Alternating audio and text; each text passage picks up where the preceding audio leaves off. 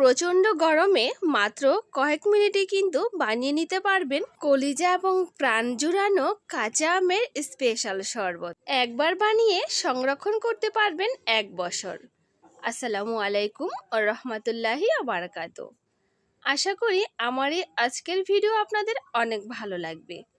একটা লাইক দিয়ে দেখতে থাকুন। কথা না বাড়িয়ে চলে যাচ্ছি মূল কাজে। কাঁচা আমের প্রিমিক্স বানানোর জন্য আমি নিয়েছি 6 থেকে 700 গ্রাম কাঁচা আম। খোসা থেকে ছাড়িয়ে নিয়েছি। এখন আমগুলো আমি কেটে নিব। আমি আমগুলো আঠি থেকে আলাদা করে নিয়েছি, তো আপনারা দেখতেই পাচ্ছেন। এখন আমি আঠিগুলো ফেলে দিব আর এই আমগুলোকে সেদ্ধ করে নিব। আমগুলোকে সেদ্ধ করার জন্য আমি 1.5 কাপ পানি দিয়ে দিব। আর এই 1.5 কাপ পানি দিয়েই কিন্তু আমি আমগুলো সেদ্ধ করে নিব। তো ফিরে আসব আমগুলো সেদ্ধ হওয়ার পরে। চলে এসেছি, তো দেখুন আমগুলো সেদ্ধ হয়ে গিয়েছে। ভুলবশত একটা আঠিও চলে গিয়েছিল, সেটা ফেলে দিলাম। এখন আমি এর মধ্যে কিছু মশলা ব্যবহার করব। সর্বপ্রথম দিয়ে দিলাম 1 চামচ লবণ, আরও দিয়ে দিলাম 1 চামচ বিট লবণ। এরপরে দিয়ে দিয়েছি ধনিয়া পাতা কুচি। এখন দিয়ে দিব পুদিনা পাতা কুচি। অবশ্যই পুদিনা পাতা আর ধনিয়া পাতা দেওয়ার চেষ্টা করবেন। আরও দিয়ে দিলাম 1 চামচ ভাজা জিরার গুঁড়া। এরপরে একটা স্মুথ পেস্ট বানিয়ে নিচ্ছি, আপনারা দেখতে পাচ্ছেন। এখন চলে যাব রান্নায়। চুলায় একটা প্যান বসিয়ে দিয়েছি, দিয়ে দিব 1.5 কাপ চিনি। আপনারা চাইলে চিনির পরিমাণ আরেকটু বাড়িয়ে দিতে পারেন। এখন আমি দিয়ে দিয়েছি 1 কাপ পানি। যতটুকু চিনি নেবেন ততটুকু পানি দিবেন, এবং তার থেকে কিছুটা কম দিলেও সমস্যা নেই। তো চিনিটা যখন খুব ভালোভাবে গলে গিয়েছে, তখন কিন্তু আমি বানিয়ে রাখা সেই পেস্টটা দিয়ে দিলাম। এখন অনবরত নেড়ে চেড়ে এই কাঁচা আমের পেস্টগুলো কিন্তু চিনির সিরামের সাথে খুব ভালোভাবে মিশিয়ে নিতে হবে।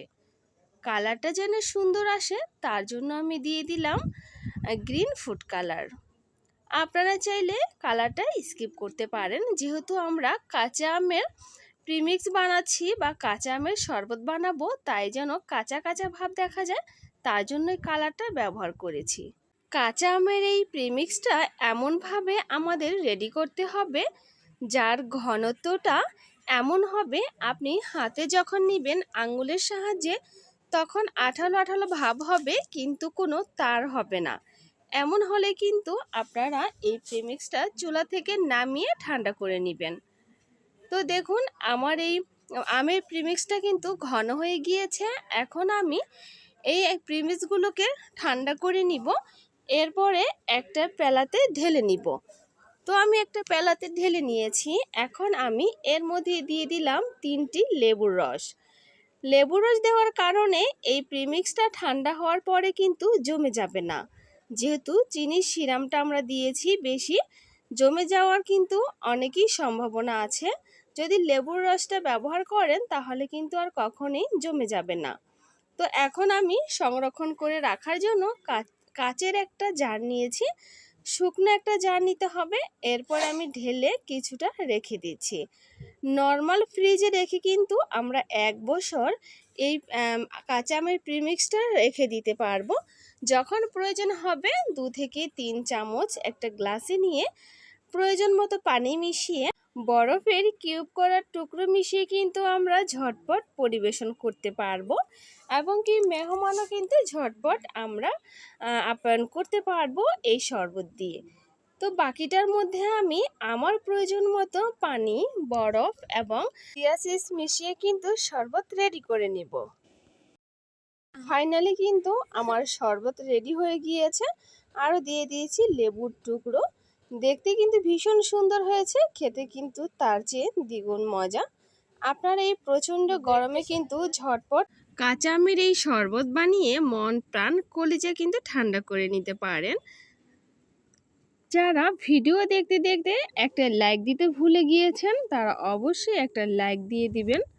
আর আজকে যারা আমার ভিডিওতে নতুন, আমার ভিডিও যদি আপনাদের ভালো লেগে থাকে তাহলে অবশ্যই লাইক কমেন্ট শেয়ার করে দিবেন আর সাবস্ক্রাইব করে আমার পাশে থাকবেন। পাশে থাকা বেল আইকনটি অবশ্যই প্রেস করে দিবেন যাতে আমি ভিডিও ছাড়ার সঙ্গে সঙ্গে নোটিফিকেশন সবার আগে আপনাদের কাছে গিয়ে পৌঁছায়। আজকের মতো বিদায়। আসসালামু আলাইকুম।